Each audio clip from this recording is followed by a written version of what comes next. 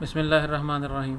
अस्सलामु अलैकुम students. Exercise 7.1 के बाद हम आगे कुछ थ्योरी स्टार्ट करते हैं। एक्सरसाइज 7.2 में जस्ट एक डेफिनेशन है, उसको हम पढ़ लेते हैं। वो है orthogonal matrices. A square matrix A over R means जिसकी एंट्रीज रियल नंबर्स में से हैं, for which A transpose is equal to A inverse और equivalently A into A transpose is equal to A transpose into A is equal to I identity matrix. तो ये किस चीज़ की definition है, आपको पता है कि जब आप ए को ए के इन्वर्स से मल्टीप्लाई करें तो आंसर क्या आता है, आइडेंटिटी मैट्रिक्स। तो मतलब क्या होगा कि ए का ट्रांसपोज ही ए का इन्वर्स हो, तो फिर हम ऐसे मैट्रिक्स को ए को हम बोलेंगे कि वो एक ऑर्थोगोनल मैट्रिक्स है, कि ए का ट्रांसपोज लेने से ही ए का इन्वर्स आ जाता हो। Clearly an orthogonal matrix is non singular, क्योंकि ट्रांसपोज तो हमेशा एग्जिस्ट करता है, हर मैट्रिक्स का एग्जिस्ट करता है। तो और ट्रांसपोज किसके इक्वल है, इन्वर्स के। इसका मतलब क्या है कि हर ऑर्थोगोनल मैट्रिक्स जो है वो नॉन सिंगुलर होगा, क्या उसका इन्वर्स एग्जिस्ट करेगा। नेक्स्ट, इस चैप्टर का जो मोस्ट इम्पॉर्टेंट टॉपिक है, या हम कह सकते हैं कि आपकी स्टडी का भी मोस्ट इम्पॉर्टेंट टॉपिक, वो है eigen values and eigen vectors. Eigen values and eigen vectors. तो पहले डेफिनेशन पढ़ लेते हैं, आइगन वैल्यूज़ और आइगन वेक्टर्स क्या होते हैं। If A is an n cross n या n बाय n मैट्रिक्स, एक स्क्वायर मैट्रिक्स है n by n over real, मतलब उसकी जो एंट्रीज हैं वो सारी की सारी रियल नंबर्स में से हैं।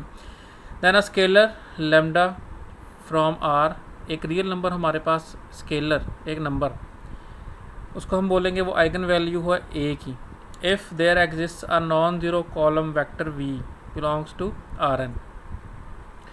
यहाँ पे मैं थोड़ा सा आपको क्लैरिफाई कर दूँ कि आपने आर एन के एलिमेंट्स पढ़े हुए हैं एन टपल की फॉर्म में। जिस तरह ऑर्डर्ड पेयर होता है तो आप उसको एक्सटेंड कर लेते हैं एन में, लेकिन यहाँ पे आप क्या कर सकते हैं, आर एन के वेक्टर्स को हम कॉलम मैट्रिसेस की फॉर्म में भी लिख सकते हैं। एक ऐसा वेक्टर, ऐसा मैट्रिक्स जिसका ऑर्डर होगा n बाय 1, उसकी n रोज होंगी 1 2 3 4 और 1 सिंगल कॉलम होगा। तो एक कॉलम वेक्टर है हमारे पास v आर एन में से, such that A v is equal to lambda v. इस बात का मतलब क्या हुआ कि ए का इस वेक्टर वी के ऊपर जो इम्पैक्ट है, अगर वही सेम इम्पैक्ट इस नंबर लेमडा का हो वी पे, तो हम कहते हैं कि जो लेमडा है ये आइगन वैल्यू है किसकी, इस मैट्रिक्स ए की, वेक्टर वी की नहीं, मैट्रिक्स ए की आइगन वैल्यू क्या होगी, वो लेमडा होगी। और इस केस में अगर ये ट्रू हो कि ऐसा हमें लेमडा एक मिल जाए जो ए वी और लेमडा वी आपस में इक्वल आ जाएं, तो इस वेक्टर v को हम बोलते हैं कि वो एक आइगन वेक्टर है, corresponding to eigen vector of a matrix A corresponding to the eigen value lambda. आपके पास हर मैट्रिक्स में से एक से ज़्यादा आइगन वैल्यूज़ भी आ सकती हैं, और हर आइगन वैल्यू के लिए एक सेपरेट आइगन वेक्टर मिलेगा आपको। फाइंड करने का प्रोसीजर हम नेक्स्ट देख लेते हैं। अब यहाँ से हम लोग क्या कर सकते हैं, A v is equal to lambda v, ये हमने यहाँ से पढ़ा। इसको हम क्या कर सकते हैं कि एक लेमडा के साथ हमने मल्टीप्लाई कर लिया आइडेंटिटी मैट्रिक्स को। आइडेंटिटी मैट्रिक्स हमने किस ऑर्डर का लेना है, जिस ऑर्डर का आपके पास ये मैट्रिक्स ए है। I is identity matrix of size A का जो साइज़ है या ए का जो ऑर्डर है, सेम ऑर्डर का आपने आइडेंटिटी मैट्रिक्स लेके इसको मल्टीप्लाई कर देना।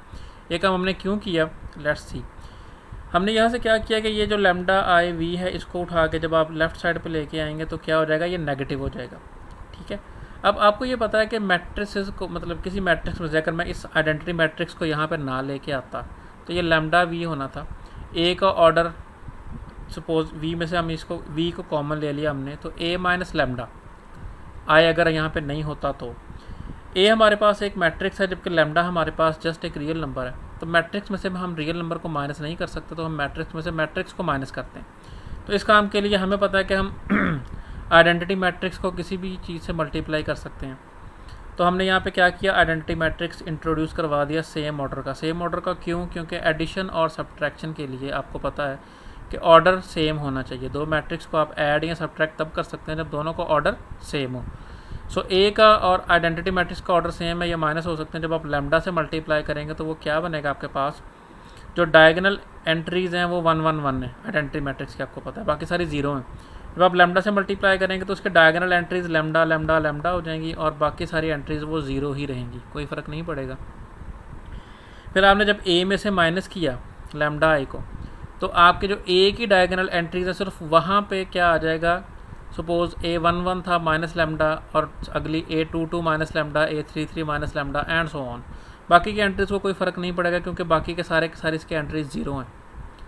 तो ये हमारे पास एक मैट्रिक्स है, ठीक है। अब याद रखना है कि ये दो मैट्रिसेस नहीं है, ये एक मैट्रिक्स है।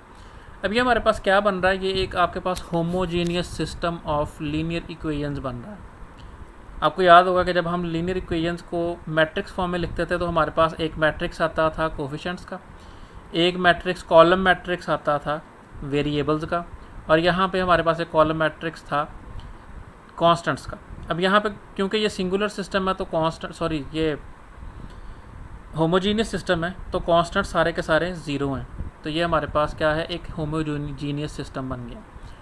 अब चैप्टर नंबर 4 में हम लोगों ने इसकी थ्योरी को बड़ी डिटेल से पढ़ा है, तो उसका जो आपने आखिरी थ्योरम पढ़ा है उसको ज़रा दोबारा रिपीट कर लीजिएगा, देख लीजिएगा।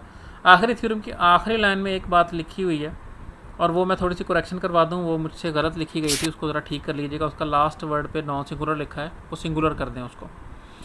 हमने ये पढ़ा हुआ है कि अगर हमारे पास n इक्वेशंस और n वेरिएबल्स हों, होमोजीनियस सिस्टम हमने बाकी पढ़े थे जिसमें हमारे पास नंबर ऑफ़ वेरिएबल्स और नंबर ऑफ़ इक्वेशन डिफरेंट आ जाता होता था। लेकिन जब आपके पास नंबर ऑफ़ इक्वेशन और नंबर ऑफ़ वेरिएबल्स इक्वल आ जाए, कैसे इक्वल आ गया, ए के अंदर हमारे पास n रोज़ हैं तो इसका मतलब है कि हमारे पास इक्वेशंस का नंबर जो है वो n है। सिमिलरली ए में यानी इस पूरे मैट्रिक्स में जो कुछ भी बनेगा इसमें n कॉलम्स हैं तो नंबर ऑफ़ वेरिएबल्स भी n इक्वेशंस और n वेरिएबल्स अगर हों, होमोजीनियस सिस्टम हो, तो उसका नॉन ट्रिवियल सोल्यूशन कब एग्जिस्ट करता है। ट्रिवियल सोल्यूशन तो वो होता है ना जिसमें ये वेरिएबल सारे के सारे इक्वल टू ज़ीरो आ जाएं। लेकिन हम क्या कह रहे हैं, हम ये कह रहे हैं कि v जो है वो नॉन ज़ीरो है, ठीक है, और non zero column vector v, क्योंकि ये जो हमारे v के एंट्रीज़ हैं ये ज़ीरो नहीं हैं, मतलब आपके पास एक नॉन ट्रिवियल सोल्यूशन होना चाहिए। तो नॉन ट्रिवियल सोल्यूशन कब होगा, जब हमारे पास ये जो मैट्रिक्स है ये, उसमें जस्ट a था, यहाँ पे हमारे पास ये पूरा का पूरा एक मैट्रिक्स है। जब ये मैट्रिक्स सिंगुलर होगा तब नॉन ट्रिवियल सोल्यूशन एग्जिस्ट करेगा, ठीक है।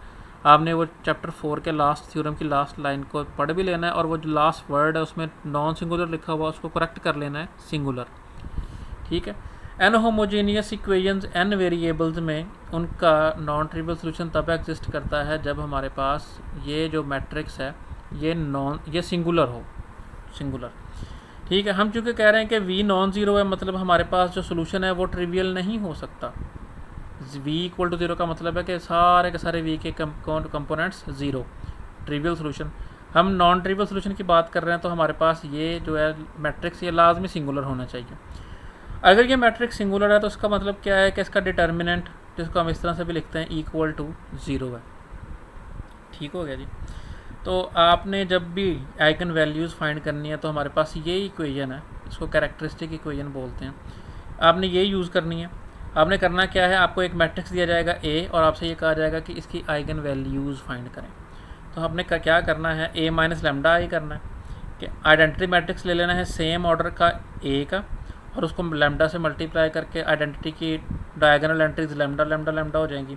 उसको A में से माइनस कर देना तो एक ही डायगोनल एंट्रीज में से भी लैम्डा माइनस हो जाएगा। सपोज एक ही डायगोनल एंट्रीज 1 2 3 तो 1 minus lambda, 2 minus lambda, 3 minus lambda and so on. उसका डिटर्मिनेंट आपने एक्सपैंड करके इक्वल टू ज़ीरो रख लेना है तो आपके पास एक इक्वेशन आ जाएगी, ठीक है। अब उसकी इक्वेशन की क्या टाइप होगी, हम वो थोड़ी सी थ्योरी देख लेते हैं। रिमार्क्स, ये जो हमने ऊपर डेफिनेशन पढ़ी है इसमें से, for the n by n matrix A the equation p of lambda is equal to A minus lambda i is equal to zero is a polynomial equation of degree n in lambda, ठीक है जी। ये जो आपके पास equation बनेगी यहाँ से something is equal to zero, वो क्या है, एक पोलिनोमियल इक्वेशन बनेगी और उसमें वेरिएबल क्या होगा, लैम्डा, ठीक है। सपोज हमारे पास जो डायगोनल एंट्रीज थी वो थी 1 माइनस लैम्डा, 2 माइनस लैम्डा। तो जब आप उसको एक्सपेंशन करेंगे तो 1 minus lambda into 2 minus lambda, जब आप मल्टीप्लाई करेंगे तो लैम्डा स्क्वायर आएगा उसमें।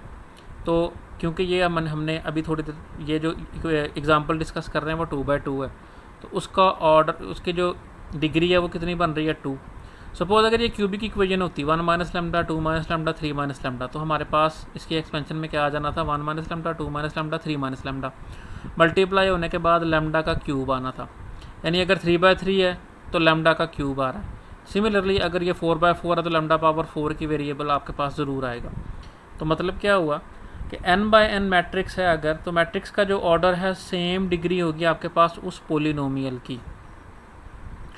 और आपने ये बात पढ़ी हुई है कि जितनी डिग्री होती है उसके उतने ही रूट्स होते हैं, ठीक है। आपने क्वाड्रेटिक इक्वेशन सॉल्व की हुई है, उसके नॉर्मली 2 रूट्स आते थे, सेम हो जाए या डिफरेंट हो जाएंगे एक अलग बात है, लेकिन रूट्स 2 आते थे। सिमिलरली आपने क्यूबिक इक्वेशन सॉल्व की थी मैट्रिक में इंटर में, तो उसमें भी रूट्स क्या आते हैं, उसमें 3 रूट्स आते हैं, ठीक है। ये जो बात लिखी हुई है सम ऑफ दीज रूट्स में हैव मल्टीप्लिसिटी ग्रेटर दैन 1, इसका मतलब ये है कि ये जो रूट्स आ रहे हैं आपके पास n, ये ज़रूरी नहीं कि n के n डिफरेंट हों, इनमें से 2, 3, 4 रूट सेम भी हो सकते हैं, ठीक है। इस बात का मतलब ये कि मल्टीप्लिसिटी ग्रेटर दैन 1 का मतलब है कि वो ज़्यादा टाइम्स एक ही रूट आ सकता है, n टाइम जिसके फैक्टर बनेंगे और उसमें n रूट्स आएंगे, वो n रूट्स जो हैं उनमें से कुछ रूट्स आपस में सेम हो सकते हैं, ठीक हो गया। कि जितनी डिग्री, जितना मैट्रिक्स का ऑर्डर उतनी ही डिग्री होगी आपकी इक्वेशन की और उतने ही रूट्स आएंगे। Number 2, the polynomial p of lambda can be written as this, ठीक है। कि आपके पास जब एक n डिग्री की इक्वेशन हो, हमने एक थ्योरम पढ़ा हुआ है जिसमें वो कहता है कि जितनी किसी पोलिनोमियल की डिग्री हो उसको हम उतने ही फैक्टर्स के प्रोडक्ट में लिख सकते हैं। जैसे आपने क्वाड्रेटिक इक्वेशन सॉल्व की थी तो हम इसकी फैक्टराइजेशन करते थे तो वो 2 फैक्टर बनते होते थे, x minus something into x plus something is equal to 0, ठीक है। अब ये n डिग्री है तो इसके कितने फैक्टर बनेंगे, n फैक्टर बनेंगे, ठीक हो गया। तो n ऑर्डर का जो पोलिनोमियल, सॉरी n डिग्री का पोलिनोमियल है, उसको आप n फैक्टर्स के प्रोडक्ट में लिख सकते हैं। इसको जब आप मल्टीप्लाई करेंगे, यहाँ से सबसे पहले हमने क्या किया, हमने -1 हर फैक्टर में से कॉमन ले लिया। हर फैक्टर में से -1 कॉमन लेंगे तो -1 रेज़ टू पावर n, क्योंकि ये n फैक्टर्स हैं, ये फर्स्ट फैक्टर, ये second and so on nth factor. -1 raise to power n common आ गया, तो ये हमारे पास क्या बनेगा, lambda minus lambda 1, lambda minus lambda 2, lambda minus lambda 3। ये लैम्डा 1, लैम्डा 2, लैम्डा n ये कॉन्स्टेंट्स हैं, ये कोई नंबर्स होंगे, और ये जो लैम्डा लैम्डा लैम्डा ये वेरिएबल है हमारे पास। फिर जब आप इसको मल्टीप्लाई करेंगे तो n टाइम्स लैम्डा मल्टीप्लाई होकर लैम्डा पावर n आएगा हमारे पास। उसके बाद minus lambda 1 plus lambda 2 plus up to so on lambda n, lambda power n minus 1 plus up to so on, plus आखिरी टर्म हमारे पास क्या आ रही है, लैम्डा पावर n थी, फिर n माइनस 1 हो गई, फिर n माइनस 2 हो जाएगी, फिर n minus 3 and so on. आखिरी जो टर्म होते हैं आपको पता है वो कांस्टेंट होता है, उसमें लैम्डा की पावर 0 होगी। लैम्डा पावर 0 क्या होता है, constant. -1 raise to power n, lambda 1, lambda 2 up to so on lambda n। तो ये जो हमारा पोलिनोमियल है ये हमारे पास इस फॉर्मेट में आ जाएगा। अगर हम लैम्डा की जगह पे 0 पुट कर दें तो ये हमारे पास इक्वेशन क्या रह जाती है, ज़रा गौर करें। लैम्डा की जगह 0 पुट कर दें तो ये भी 0, ये यहाँ पे 0 आ गया तो ये सारा भी 0, इससे अगला भी 0, ये लास्ट जो टर्म है सिर्फ यहाँ पर लैम्डा नहीं है तो ये बचेगी। -1 power n into lambda 1 lambda 2 to lambda n, तो ये जो -1 पावर n है और एक -1 पावर n बाहर पड़ा हुआ है, इन दोनों को जब आप आपस में मल्टीप्लाई करेंगे तो क्या आएगा, -1 पावर n -1 पावर n, तो ये -1 पावर n प्लस n यानी -1 पावर 2n हो जाएगी। -1 पावर 2n मतलब एक इवन पावर है, और इवन पावर जब भी हो आपको पता है वो प्लस हो जाती होती है, तो प्लस होने से आपके पास जस्ट ये बचेंगे, ये लिखे हुए हैं हमने, lambda 1 lambda 2 lambda 3 to so on lambda n। ये किस चीज़ के इक्वल आ रहा है, ये हमारे पास डिटर्मिनेंट ऑफ a के इक्वल आ रहा है। कैसे, ज़रा गौर करें। अगर हम यहाँ पर लैम्डा की जगह पे 0 पुट करें तो ये 0, सारा का सारा 0 मैट्रिक्स, a में से 0 माइनस करेंगे कोई फ़र्क नहीं पड़ेगा, वो a ही बचेगा, तो वो डिटर्मिनेंट ऑफ a बचेगा, ठीक हो गया।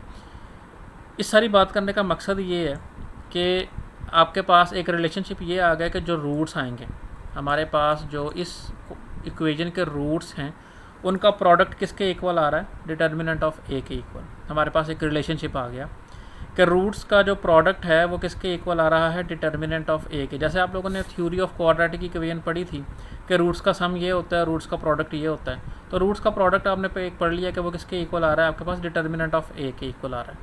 आपके पास 2/2 मैट्रिक्स हो तो आप easily determinant of a calculate कर लेंगे तो आपको रूट्स का प्रोडक्ट मिल जाएगा, ठीक हो गया।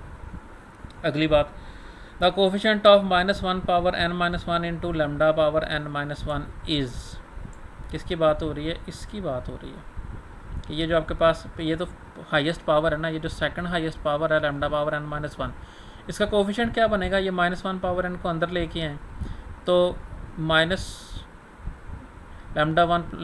Power n into lambda n power n minus one, और क्या कोफिशेंट बन रहा है इसका, lambda one lambda two up to so on lambda n, ये इसका कोफिशेंट बन रहा है। ठीक हो गया। इस बात का क्या मतलब हुआ कि जो आपका सेकंड पावर है, सेकंड हाईएस्ट पावर का कोफिशेंट क्या होगा, आपके रूट्स का सम। बात समझ में आ गई कि रूट्स का सम किसके इक्वल होगा, हमारे ये कोफिशेंट्स के रूट्स का सम इक्वल होगा हमारा सेकंड पावर का कोफिशेंट। ठीक है। अब ये -1 पावर n माइनस वन कैसे आ गई, यहाँ से हमने -1 एक निकाला है, इसको मल्टीप्लाई किया तो ये जो माइनस था ये प्लस हो गया, तो अब -1 पावर n थी, एक कम हो गई, -1 पावर n माइनस वन रह गई। ये बात क्लियर हो गई कि जो आपका पोलिनोमियल आएगा उसमें जो सेकंड पावर है उसका कोफिशेंट क्या होगा, रूट्स का सम। ठीक है जी। अब रूट्स का प्रोडक्ट और रूट्स का सम आप लोग फाइंड करके, सपोज़ आपको रूट्स का सम और प्रोडक्ट बताया गया हो तो आप लोगों को दो चीज़ें मिल जाएंगी कि एक तो ये है कि कांस्टेंट टर्म जो है वो क्या बनती है, और जो सेकंड पावर है वो क्या बनती है। ठीक है, उसका कोफिशेंट क्या बनता है। इसका फ़ायदा हमें ये होगा कि आपको मतलब कोई हमको 10, 12, 15 डिग्री की इक्वेशन नहीं दे देंगे, ये 2 या 3 मैक्सिमम हो जाएगा, यानी वो आपके पास जो मैट्रिक्स आएगा वो 2/2 होगा या 3/3 होगा, तो उसको आप थोड़ा सा इन दोनों चीज़ों को यूज़ करके ईजिली सॉल्व कर सकेंगे। Which is the sum of the main diagonal elements of matrix A. ठीक है, जो रूट्स का सम है वो किसके इक्वल होगा, ए के डायगोनल एलिमेंट्स के इक्वल होगा। ठीक है, ए के डायगोनल एलिमेंट्स का सम और रूट्स का सम आपस में इक्वल होंगे। तो आपको ए मैट्रिक्स दिया जाएगा, आपसे ये कहा जाएगा कि सपोज आपसे ये कह दिया जाएगा रूट्स का सम फाइंड करें, तो वो क्या होगा, ए के मेन डायगोनल एलिमेंट्स का सम वो क्या किसके इक्वल आएगा, रूट्स के सम के इक्वल आ जाएगा, और रूट्स का प्रोडक्ट किसके इक्वल आ जाएगा, डिटर्मिनेंट ऑफ ए के equal. Number 5, the equation P of lambda is equal to A minus lambda E is equal determinant is equal to 0 is called the characteristic equation of A. ठीक है, इस equation को क्या बोलते हैं हम, characteristic equation. जब भी आपसे कहा जाएगा आइगन वैल्यूज़ फाइंड करें तो हम स्टार्ट ही इस इक्वेशन से करेंगे, हम लिखेंगे the characteristic equation is this. ठीक है, आपको एमसीक्यूज भी पूछे जा सकते हैं कि कैरेक्टरिस्टिक इक्वेशन क्या होती है, फिर डिटर्मिनेंट फाइंड करके आगे सोल्यूशन स्टार्ट करेंगे। The roots of p of lambda is equal to 0 are called eigen values.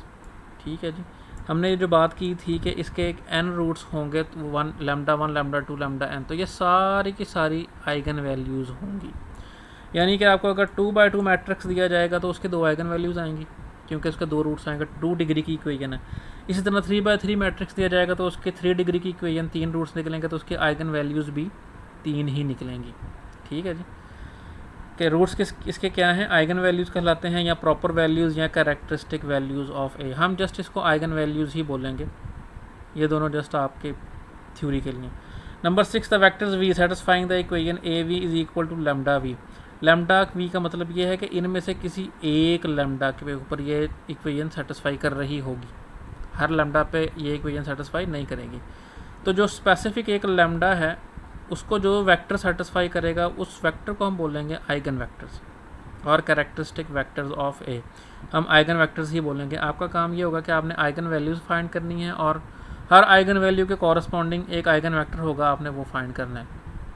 ठीक है जी, सपोज आपके पास 3/3 का मैट्रिक्स है तो आपको 3 आइगन वैल्यूज़ आएंगे और 3 ही आइगन वेक्टर्स आएंगे corresponding to eigen value lambda, कि हर आइगन वैल्यू के लिए आइगन वेक्टर आपको एक डिफरेंट मिलेगा। कि जब आप सपोज लैम्डा की वैल्यू आपके पास 2 आ गई थी तो उसके लिए वेक्टर कोई और होगा, लैम्डा की वैल्यू 0 आ गई उसके वैल्यू वेक्टर कोई और होगा, लैम्डा की वैल्यू 3 आ गई उसके लिए वेक्टर कोई और होगा। तो हमारा काम क्या होगा, आइगन वैल्यूज़ और आइगन वेक्टर्स को फाइंड करना। आइगन वेक्टर्स को फाइंड कर लेंगे, उसके बाद वेक्टर को नॉर्मलाइज करना, क्या हम कहते हैं यूनिट वेक्टर फाइंड करना, वो काम आपको ऑलरेडी आता है। तो नेक्स्ट लेक्चर में इंशाल्लाह हम लोग आइगन वैल्यूज़ फाइंड करने का प्रोसीजर देखेंगे। तब तक के लिए अल्लाह हाफिज़।